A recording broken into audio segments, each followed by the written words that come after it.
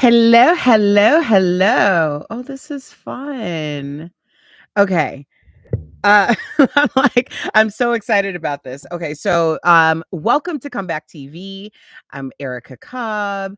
And we're just doing our weekly every Thursday around 6:30 Mountain Time. Today, we have to do things a little differently because Denver has a snowstorm. My team is not here because I don't believe in making people just out and go around town in the middle of a snowstorm. I think it's kind of irresponsible. So I am kind of doing this on my own. Um, yeah, so we are going to do some trending topics today. I have a very, very special announcement, which I'm excited to share with all of you. And yeah, I'm looking forward to having Harper and Ebony and Peter back in the Comeback Studios. For those of you who joined me on my Instagram live just a little while ago, I was kind of showing the behind the scenes of Comeback Studios, which is I don't know, watching it on the Instagram live, I felt like it's even cooler than I feel like it is when I'm actually in it. But no, it's my at-home studio. I love my spaces. My spaces are very important to me, and I enjoy inviting you into them as we talk about some topics. So, first of all, I have a big announcement, and I will talk about it again at the end of the live. But I'm very proud to announce that I have another because last year I did a comeback podcast live event with Miss Claudia Jordan, who a lot of you know and love. And it was a live event that took place last June.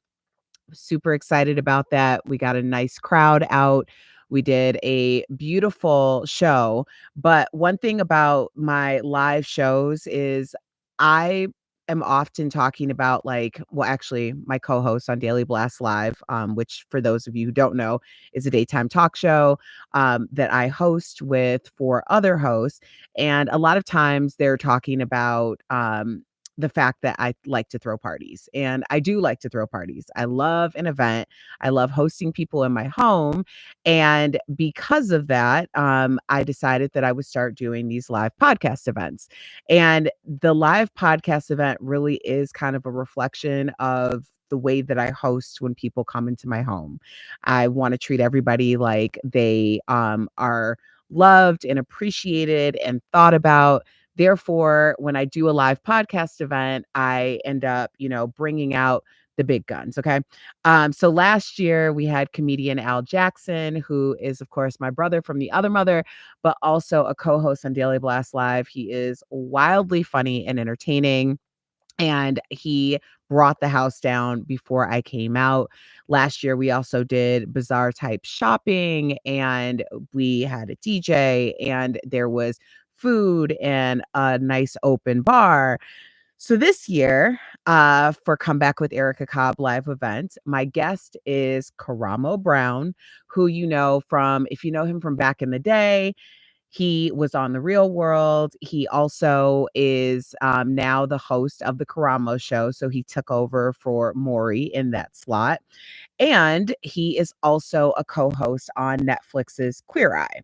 So I am super excited to talk to Karamo. He's going to do a sit down with me on Sunday, June 9th. It's taking place in Denver. So make sure you go to my social media at Erica Cobb on all platforms except for TikTok, where it's at I am Erica Cobb, and keep an eye out for tickets because I have a feeling that tickets are going to go fast. A lot of people are talking about flying in for this event, and I'm really excited about it. It's going to be featuring a hip hop violinist during the cocktail hour. There will be a cocktail hour, special welcome cocktail, a comeback cocktail, if you will.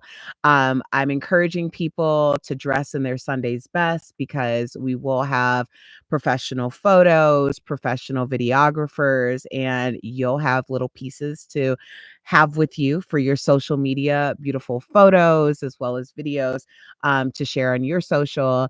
And then we have Al Jackson coming back to make another appearance.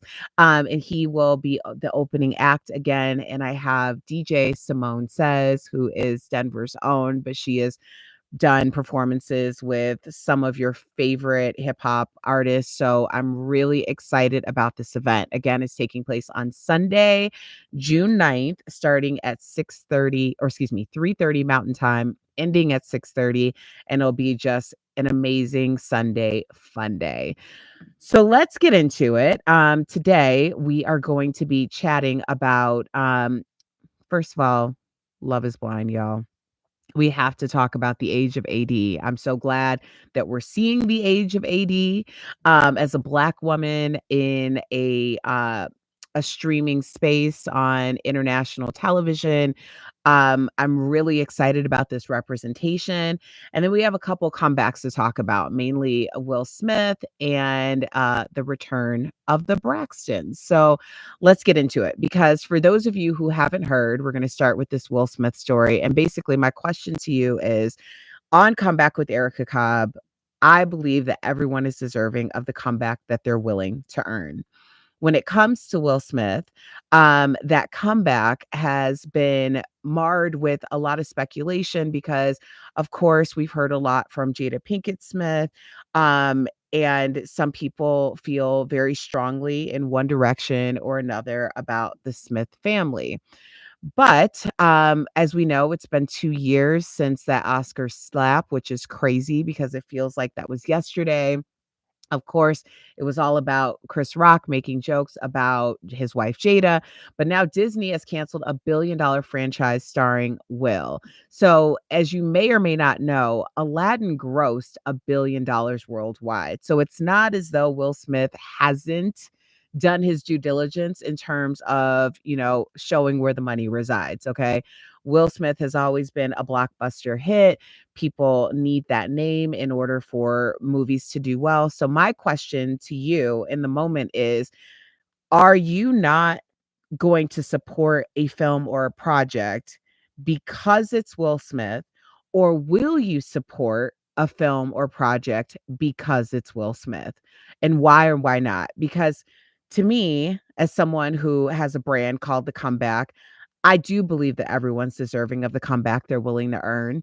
I think we're harder on people who have shown a degree of discipline and have been really stellar, exemplary people. When they fall, we tend to be much harder on them than we would be on people who have shown a propensity to maybe not do the right thing all the time. So I am curious about this. Um, the talks of a sequel for Aladdin have been completely squashed. It's been what, 2 years at this point since the Oscars. Will still banned from the Oscars for another 8 years, and quite frankly, I don't believe even after 8 years that will have any interest in returning to the Oscars. I don't think that Will has any interest in returning to the Oscars even tomorrow, to be quite honest. Anytime you're in a situation, and I know we've all experienced this, right? Where we have done something and it wasn't quite the right thing to do, we're very reluctant to turn or return to the scene of the crime. There's a lot of PTSD in that. For me personally, there's this one building that I had a nightmare of a situation in because I worked there. They were letting me go. It was a lot of dramatics involved. This was like, right at the start of my setback season. Well, probably maybe a month or a year in or so. But every time I passed that building, something in me just like, ugh. So I completely would understand if Will Smith never wanted to return to the Oscars. I would not blame him. But in the meantime, Will has been posting pictures with him and Martin on the set of Bad Boys 4 with Fat Joe, and the film is set to be released on June 7th. So again, will you go and see Bad Boys 4? If you are going to see Bad Boys 4, are you going in support of Will Smith? Are you going in support of nostalgia? Are you not going because you don't feel like his comeback is time yet? I personally feel like 2 years is a very long time. A lot of things have happened. There's been a lot of public embarrassment, and a path to a comeback is needed. So, I just wanna hear from you guys on that. Another comeback story is the Braxtons, who are making a comeback to reality TV. WeTV announced on Tuesday that they will reunite for a new reality series, The Braxtons. So it's been 3 years since the Braxton family values came to an end. And shortly after that, the singing siblings lost their sister Tracy, unfortunately, to cancer. So the new show will feature how the family is dealing with their loss and chronicling Tony's Vegas residency with Cedric the Entertainer. Okay, so I am really excited about seeing the Braxtons all together again. I think that this can be an amazing honor and tribute to Tracy, who we all saw her last days. We saw the grief and mourning. Obviously, that family is very, very close. So there was a lot of drama involved in that. And I would like to see there be a comeback for them. In terms of Tamar, I want to see Tamar back in a family dynamic on television. I don't necessarily need to see Tamar's love life. I think that when people are in your business and they were a part of watching you meet your partner, her, I guess it's her fiance again, JR. I watched that show, Queen's Court. I think it was Queen's Court with Evelyn Lozada and Nivea. I watched Tamar and JR meet. I had feelings about the man from the moment that I watched this show. It was several red flags for me. And all I can think about is this is not a criticism to her. It's not a criticism to him. It's the nature of what happens when people have a time investment, and that's what we have when we're watching these shows in very real time. We have an investment of our time that we have some opinions about what's happening, how it's happening. Are we seeing things that the people involved aren't seeing? What are we not seeing? So with Tamar Braxton, I want to see her back in the family dynamic. I feel like although there was a lot of drama with Braxton family values, I do feel like Tamar Braxton with her sisters is a very safe space for her. It's a space that's of a more consistency than when we're seeing Tamar finding love on television. And honestly, I'm very much a proponent of love. I want everyone to find love. I often say, I love your love if you love it, because quite frankly, when people aren't feeling the vibes or feeling the love, it can contribute to a lot of misery, and misery loves company. And I am not trying to be company with miserable people, and they just will flock to you. And I'm not even saying specifically romantic love. We can find love through our families, we can find love through our friendships, we can find love through community. So when people are, out there trying to find love, I am a champion of love. I feel very honored and fortunate to feel love. So again, Braxton Family Values is no longer. We know that it's been 3 years since that show has been kaput, but the Braxtons will return to WeTV. I also am hoping with the Braxtons return that means that WeTV is paying them what they're worth. Now, when Braxton Family Values was ended, Tamar was very vocal about the fact that they weren't being shown the money the way that some of these other family shows, reality shows, are shown the money. And that can only lead me to one conclusion, because when you have a Tony Braxton, an absolute icon, Tamar Braxton has been integral in pop culture. That family dynamic together, they always brought it. There was always a storyline, there was always an ebb and flow. It was great reality television, regardless of how you feel about the content. When we talk about reality television, I know a lot of you have a lot of feelings about it.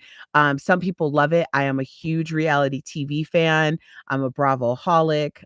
For those of you who have been following me for a while, you know I will schlep the whole team to BravoCon to have an opportunity to speak with all the Bravo celebrities. I want to understand, you know, who they are. I want to understand how they're living, you know, how their experiences being on television, having people constantly scrutinize them. It is a very different way to live. I can only understand it from a certain realm because I'm not on reality television. It kind of is reality television sometimes. But my daytime talk show, we have 4 other co-hosts. There's 5 of us total, and we are kind of like a reality show in the idea that the 5 of us have been together for 7 years. Um, there are times where we see each other more than we see our family, and we are an unscripted show. So when we are bantering back and forth, when we are kind of playing the dozens, if you will, you know, when we're just roasting each other on the air or congratulating each other or cheering for each other, that's all very real and it's in real time. And when people watch, a lot of people have a lot of feelings about it. They have a feeling about our opinions, they have a feeling about how we are interacting with one another. And therefore, you get a lot of scrutiny that comes from the outside. So I always want to know like what's going on with people psychologically as they're navigating the reality television space.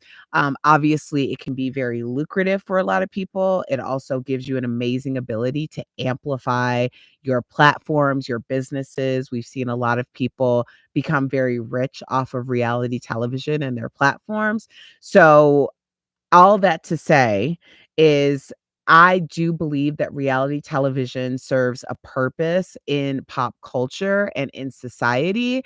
I do believe that shows like the Braxtons are important for representation, and I hope, and I'm assuming if they're returning to WeTV, that WeTV and the Braxton family have sat down and hashed out a deal that is deserving of the amount of time and effort and transparency that this family has given us over the years. The fact that the show is returning in a new format, the Braxtons, says a lot about what WeTV was missing by not having them.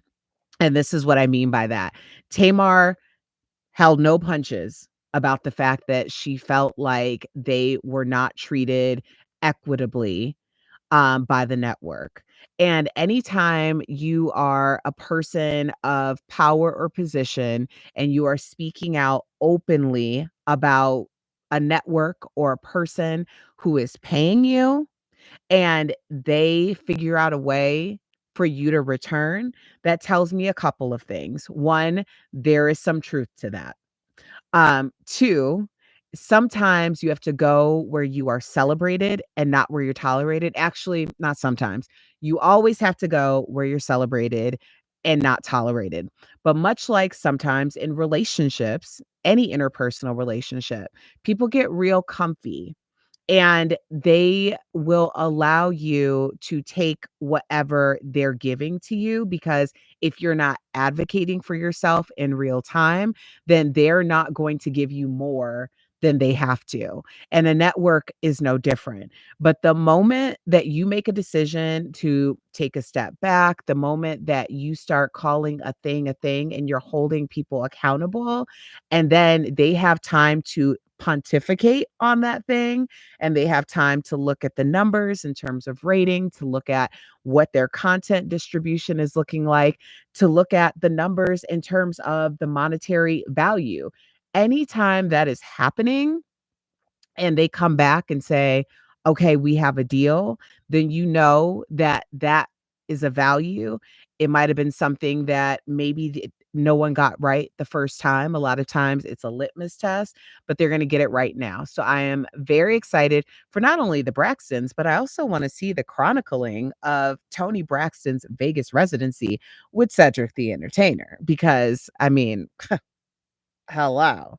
I also love this because I do love a comedian mashup. I just talked about my live event on June 9th with Karamo Brown, but my opening act is comedian Al Jackson, who has been a road comic for 20 years. And it just does something to have a comedian open for you. It relaxes the crowd. People are in such great spirits. They're optimistic about what's to come next. And I feel super lucky to have Al on my live show on June 9th. For those of you who are just joining, you can check that out on my social media, on all of my podcast platforms at Erica Cobb, at I am Erica Cobb on TikTok. Okay. So the last topic, and it's probably going to be the one that I want to delve into the most, is Love is Blind. So, for those of you who have been following Love is Blind, obviously the reunion aired last night. There is so much fodder about it on social media, so I don't feel like this is going to be a spoiler alert for any Love is Blind fans. Now, everybody's talking about everything from Trevor and his girlfriend on the outside when he was claiming to be single on the inside and looking for love. We're obviously talking about Sarah Ann and Jeremy. Jeremy, so many things have come out about him, including one of his ex-girlfriends taking to TikTok to chronicle her journey with DV and Jeremy. And it was quite alarming. Also, we know that Jeremy was accused of having a fiance when he entered the show, but it seems like even his adversary, Laura, his ex-fiance, said no. Jeremy was forthcoming about that. Sarah Ann said he was forthcoming about what happened with his ex-fiance. So y'all are talking about that. But I really want to talk about Clay and AD, but really the age of AD. The idea that we have a Black woman, a chocolate Black woman, and I say that respectfully, who is being centered as the object or the person of desire in a reality television show that is not intended to center Black women or Black people is something that I feel like there's a shift happening. And I say that it's important to mention that Love is Blind was never meant to center Black people, simply because generally, when we see the centering of Black characters, Black leads, it's because the show is Black. Like, there's a whole, ensemble of Black people. It's on a Black network, it's Black centered. So to see AD receive so much attention and admiration is telling me there's a shift in the culture. And it's something that I am welcoming. It's something that's long overdue. I want to be very careful about the idea of exoticism because no one wants to feel like you want to try them out just to see how it goes. You know what I'm saying? But I don't get that that's the case. AD is she's a very charismatic, she's a beautiful, obviously very physically fit woman. She connects with Clay.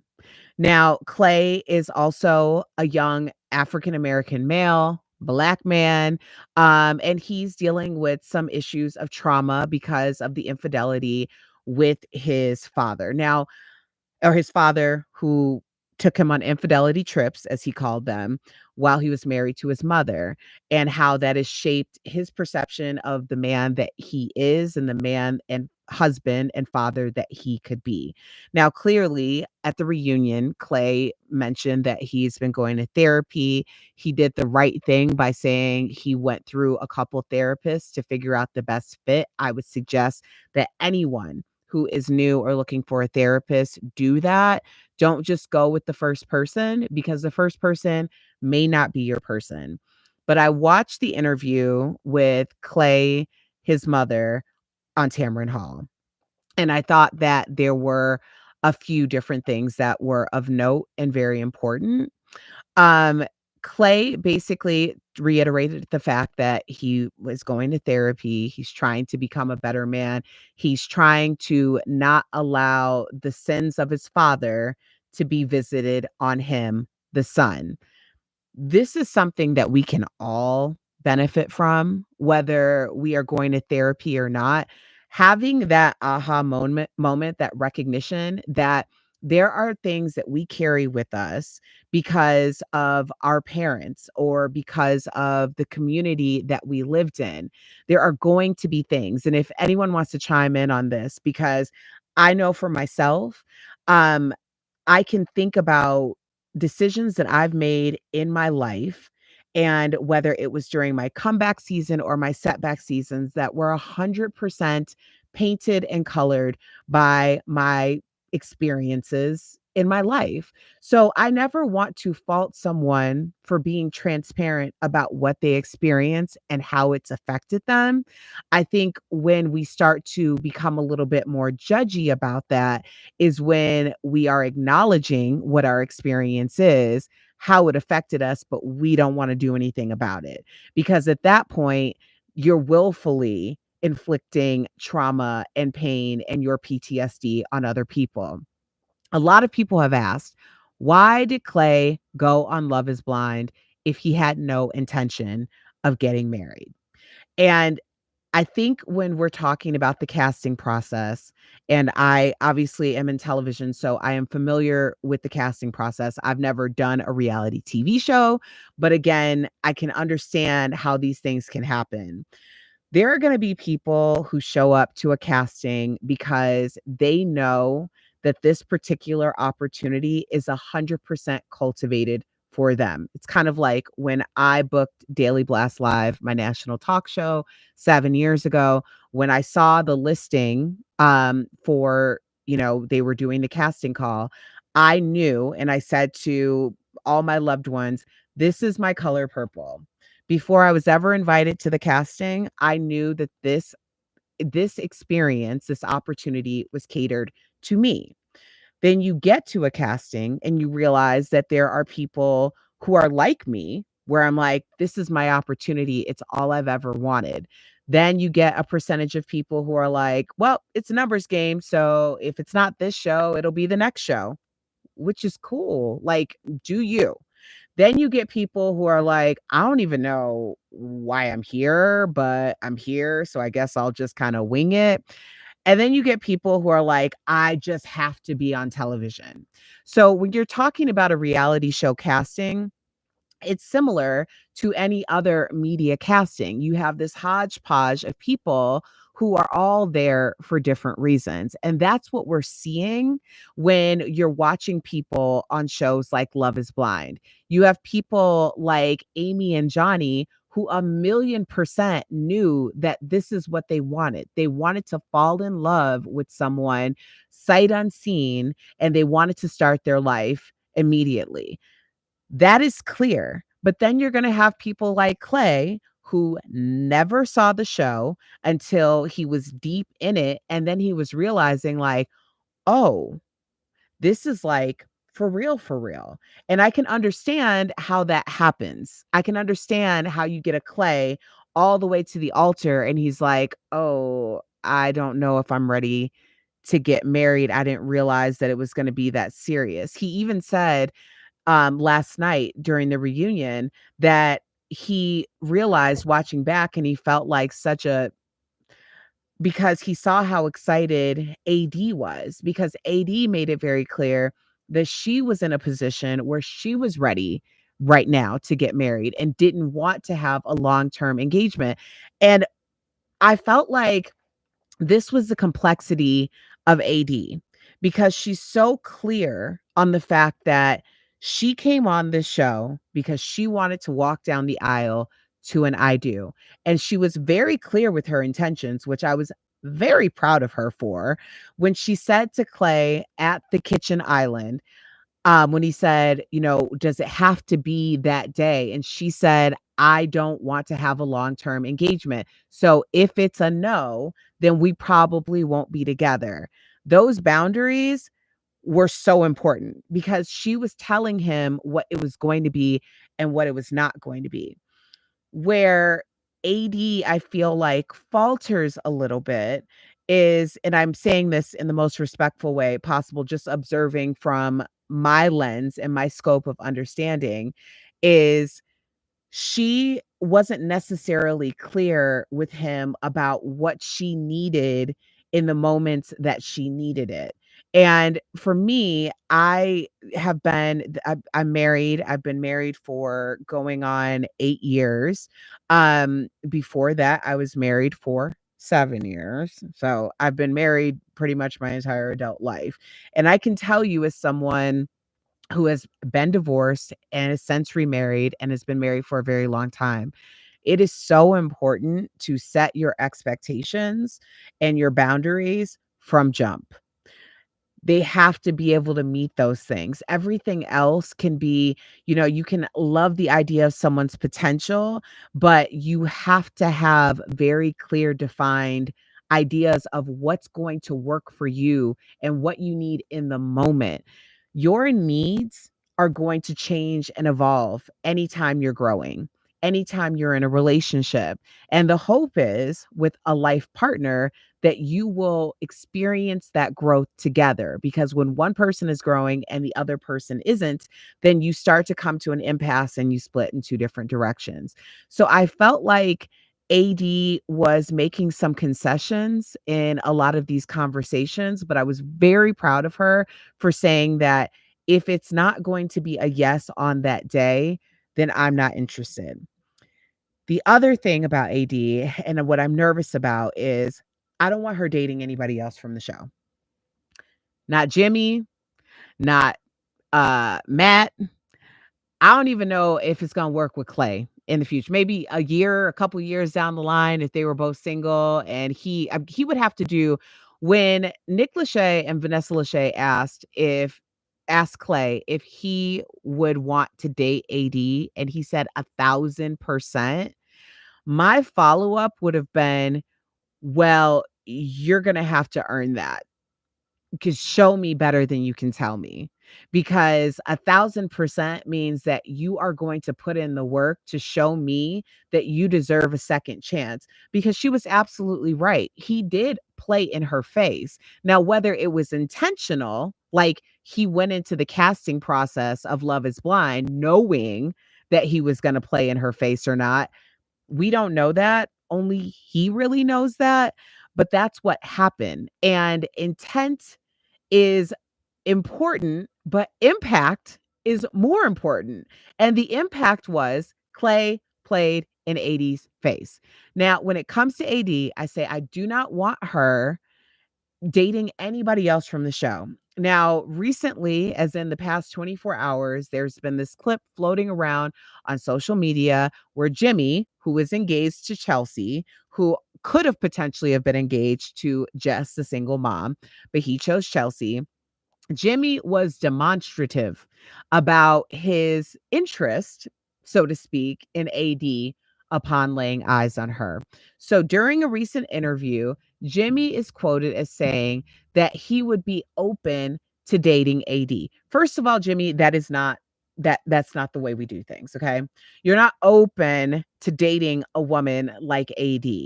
You would be honored to date an AD, because let's not get it twisted. Y'all, the only reason why everybody feels like they're on equal playing grounds is because they're on the same show. They were castmates on the same show. But within any ensemble, everybody's coming in exactly how I explained about casting earlier, from a different lens, from a different set of experience, from different things that you have in your resume and your portfolio of life. So I didn't like the idea that he'd be open to dating AD. Like, one, it's an option, and two, she's an option. Like, that's not the way that I want women, young women. And I say this because I know, I mean, maybe I don't know if I look young or not. I know how old I am, so every day I look in the mirror, I'm like, "Okay, you're 43, okay?" But I am 43, and these women are in their 20s, they're in their 30s, and I can remember that time in my life where that would have been enough. And I also know where I went wrong by thinking and accepting that being open to things was enough. The other reason why I don't want AD dating anyone from the show is because I don't see anyone else who is a match for AD.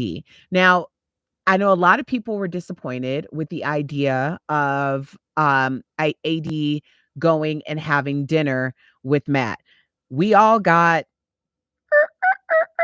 vibes from Matt. Okay. Matt was like not quite right. There was something off about Matt. She went to his house.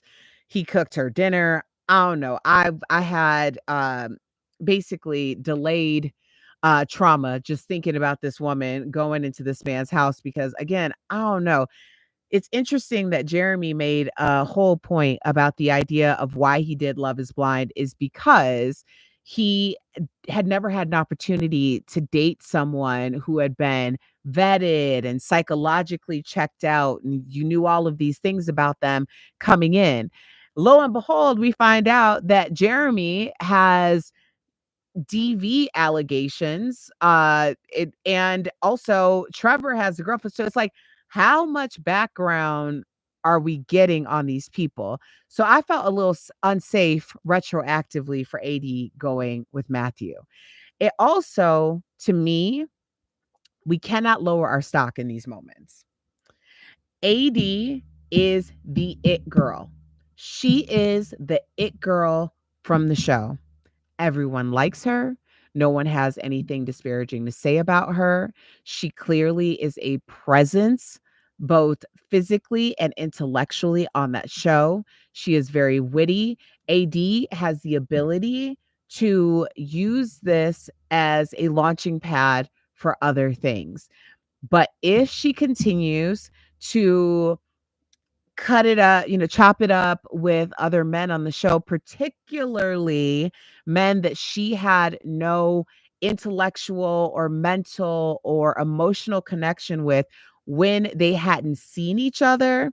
I think she's selling herself short, and I think that's going to come out. There have been a lot of speculation about Clay and AD, and a lot of people felt like AD was not Clay's type.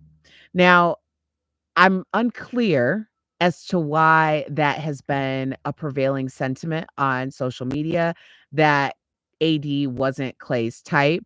I do not think that it's because AD was a brown girl, that she's a black girl. AD made it very clear that she was a black woman. Now in terms of like we're not a monolith. So there are definitely many different types of black women. I don't think it's aesthetic because AD is gorgeous, okay? I don't think it's an aesthetic thing. I'm not going to 100% disagree that AD may not have been Clay's type. I don't think it's aesthetic though, and I don't think it has anything to do with race. I think that men who have been put in a position like Clay has, where he saw his father and was a party to his father cheating on his mother, that tells a lot of men or a lot of people that there are women that you marry and there are women that you kick it with. And together they create the perfect woman. And I do think that AD was an anomaly for Clay. I think that AD was in the category of a woman that you marry. And because of that, when she made the comment at the reunion and said, I don't want to be respectfully, I don't want to be Clay's mom. I don't want that to be my story. And I know people had mixed feelings about that. I did not because I think context is everything. And I know that she was not trying to be disrespectful to Clay's mother. What she was saying is, I don't want her story to be my story. We live in a very different age and time in society. Women have different autonomies. We have very different experiences from our mothers and our grandmothers. And therefore, I can understand AD saying that. I agree. I don't want to have a story like that either. What would be the purpose of getting married at all? But I do think that Clay struggled with that. And I think in order for there to be a future with Clay and AD, and I do think that there potentially could be one. Now, does AD need that? Absolutely not. But if she is, and she had a lot of emotional reactions to everything that was being said last night on the reunion, I think that if they were to get back together, it's going to be because Clay has been out in these streets, and he's been out in these streets for maybe a couple years, and he's realized that everything that he ever wanted and ever needed was in AD. And then he starts a comeback tour campaign to get her to date him again, with the goal of being marriage at the end. So I don't know if it's over for Clay and AD, but I do need for AD to stop dating these men on the show. Not even the perception of dating the men on the show. I do understand that showmances can be very lucrative for a lot of reality TV stars, combining forces with the people who are following you on social media definitely amplifies a lot of reality TV stars. I'm saying AD does not need that amplification. AD is that girl on her own.